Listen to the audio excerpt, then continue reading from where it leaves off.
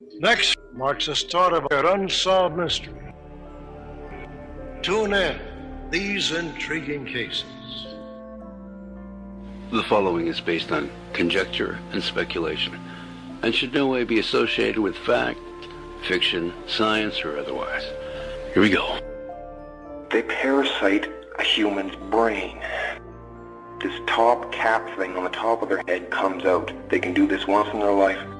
There's enough information and stories of such all across the internet if you just want to do a search on Google.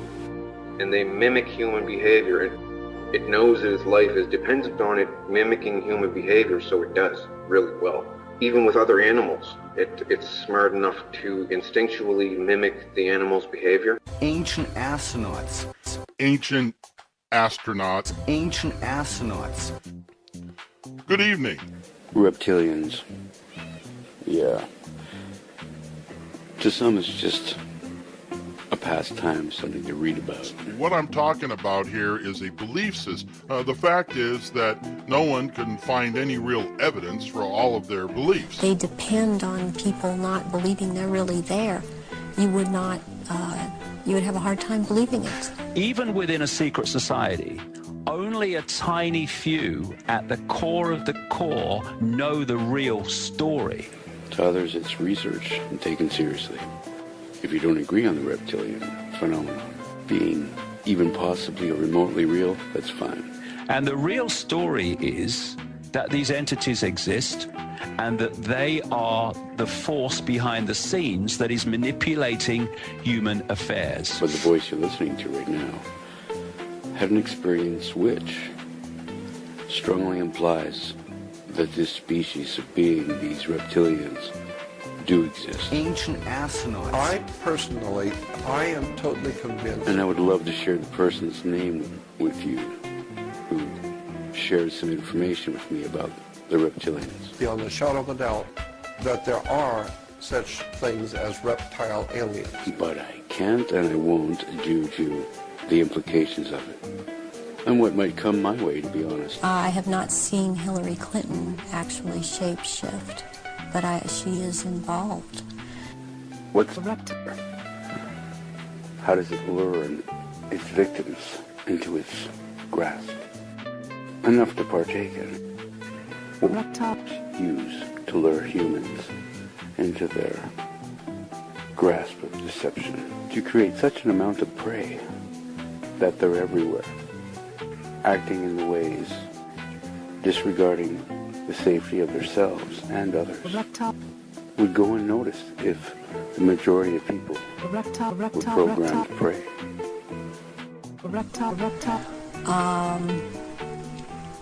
I have seen, did I mention J. Rockefeller?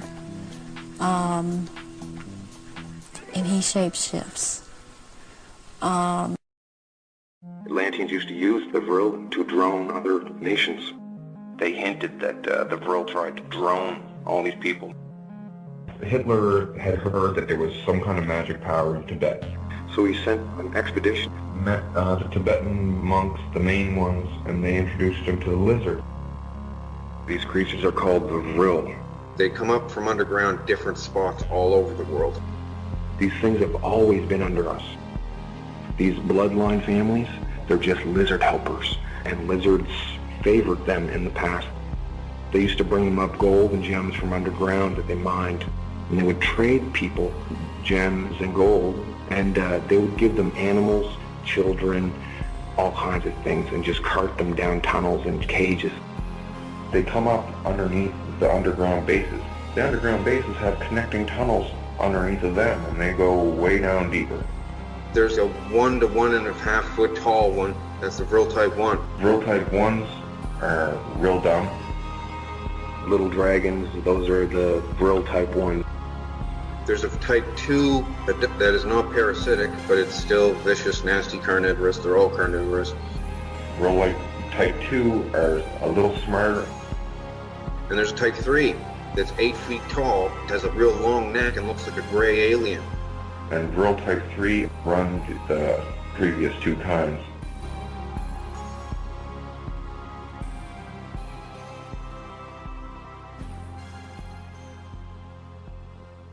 Are they all reptilian bloodlines? Gerald Ford, I have seen shapeshift, and Johnson also.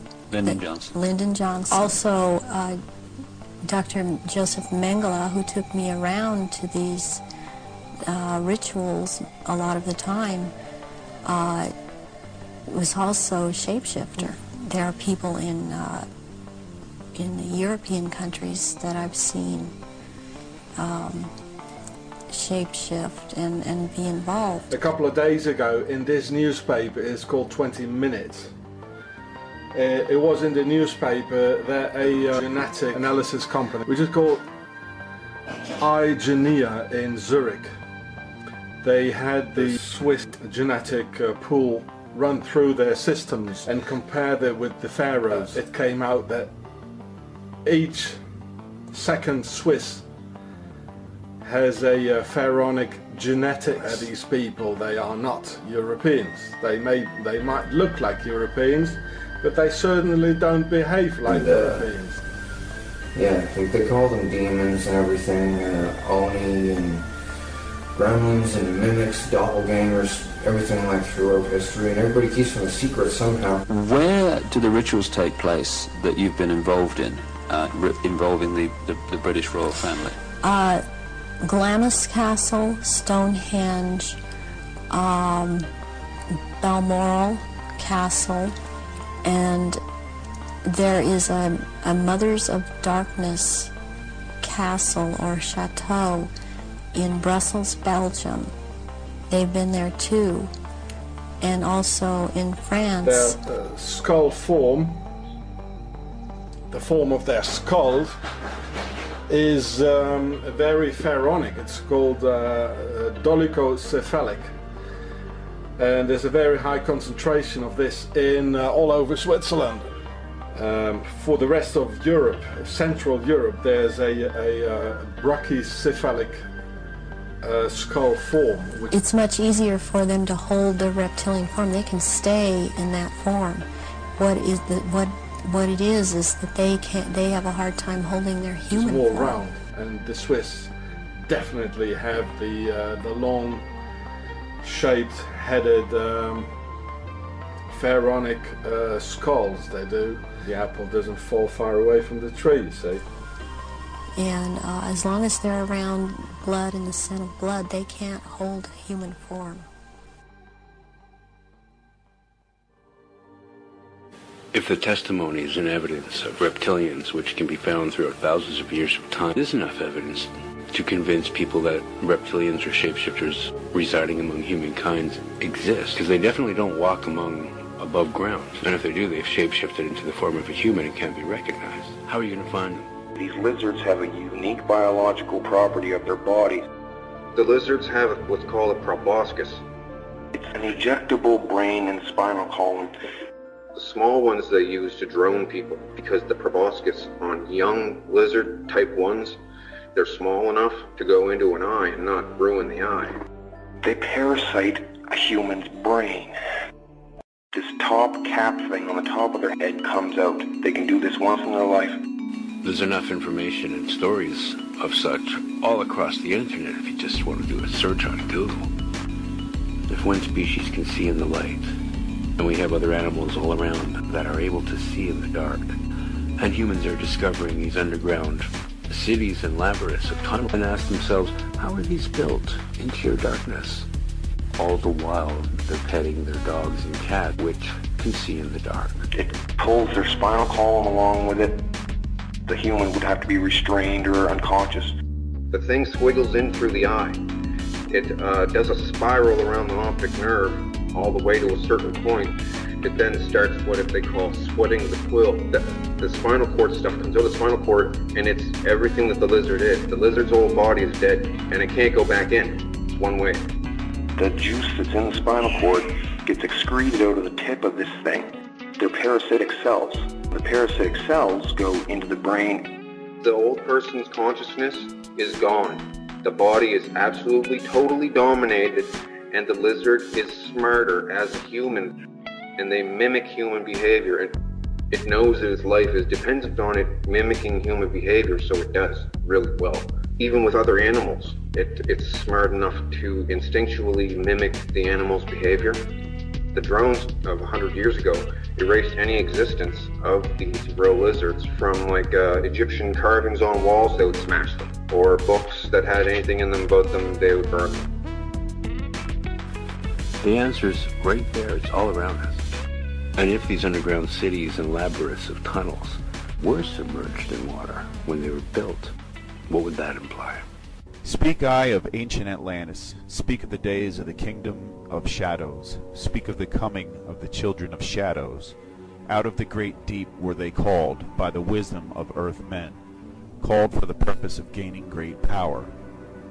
Far in the past, before Atlantis existed, men there were who delved into darkness, using dark magic, calling up beings from the great deep below us. Further came they into this cycle, formless were they, of another vibration, existing unseen by the children of earth men. Only through blood could they have formed being, only through man could they live in the world.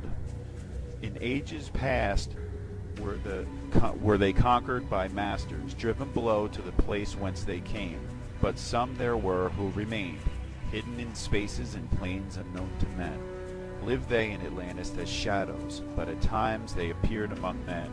Aye, when the blood was offered, for they came, they to dwell among men. In the form of man they amongst men, but only to sight were they as are men. Serpent-headed when the glamour was lifted, but appearing to man as men among men. Crept they into the councils, taking forms that were like unto men, slaying by their arts the chiefs of the kingdoms, taking their form and ruling over man. Only by magic could they be discovered, only by sound could their faces be seen. Sought they from the kingdom of shadows to destroy man and rule in his place.